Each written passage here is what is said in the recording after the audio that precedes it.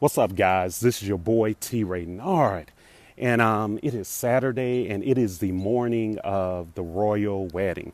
I'm sure many of you tuned in and saw Prince Harry and Meghan Markle. Man, what a beautiful wedding! And so I know for some of you, it brought some thoughts in your head, right? I know for a lot of you ladies, you're like, "Oh, wow, what a beautiful wedding! I hope my wedding is like that one day."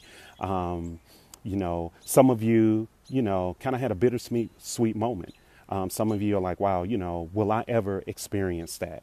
Will I ever experience that joy and happiness that they seem to have?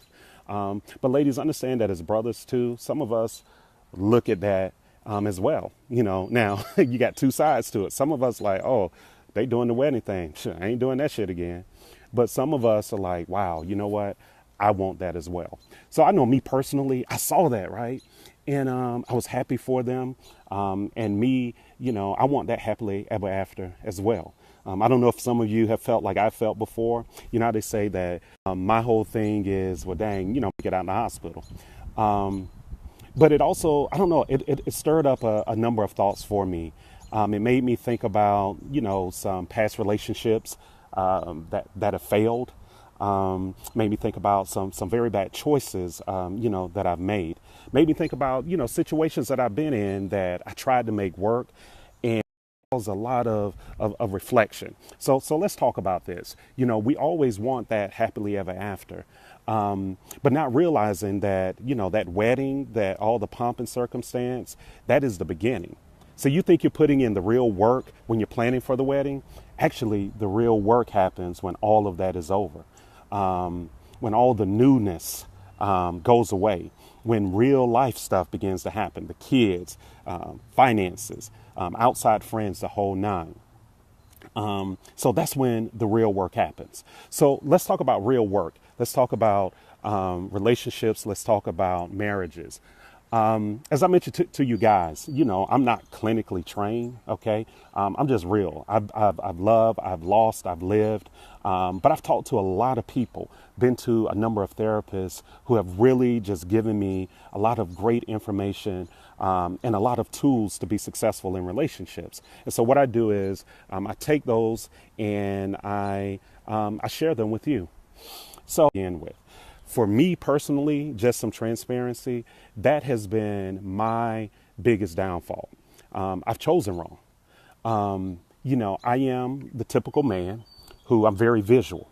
So, there were times I said, wow, you know what? She is drop dead gorgeous. I don't care if she can read or not. She looks good. I can teach her to read. That ain't an issue, right? But you know what? But I've still made mistakes where, you thought you had the total package. This person is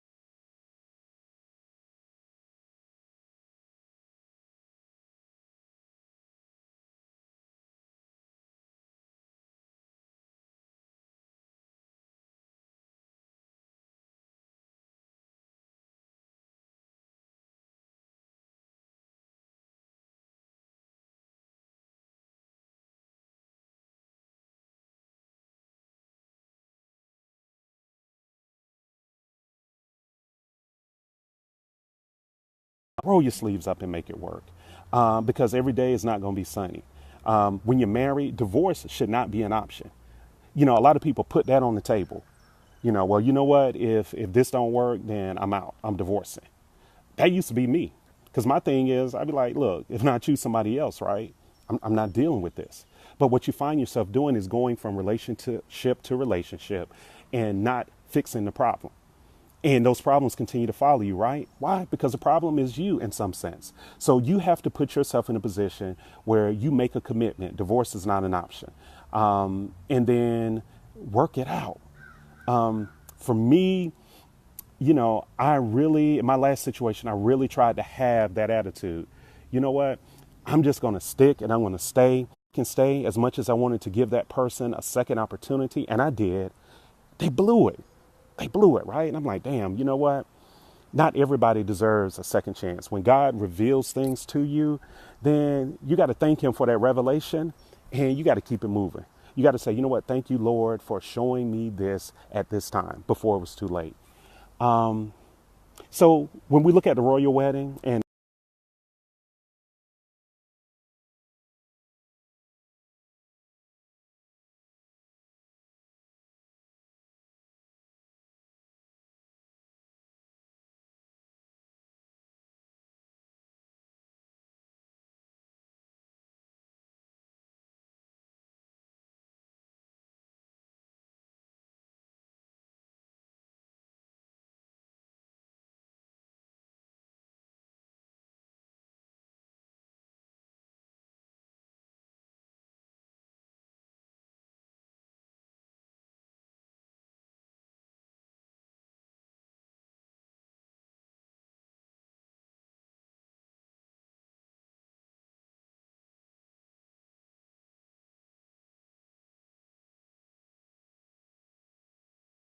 some women that are just not in a place right now to accept the love that you have to give.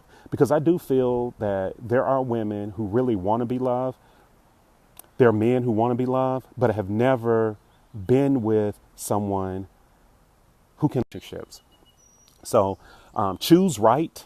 Don't ignore the warning signs, and definitely roll up your sleeves in your relationship. All right, guys, I'm going to get out of here. Just wanted to holler at you. So good luck in your relationships and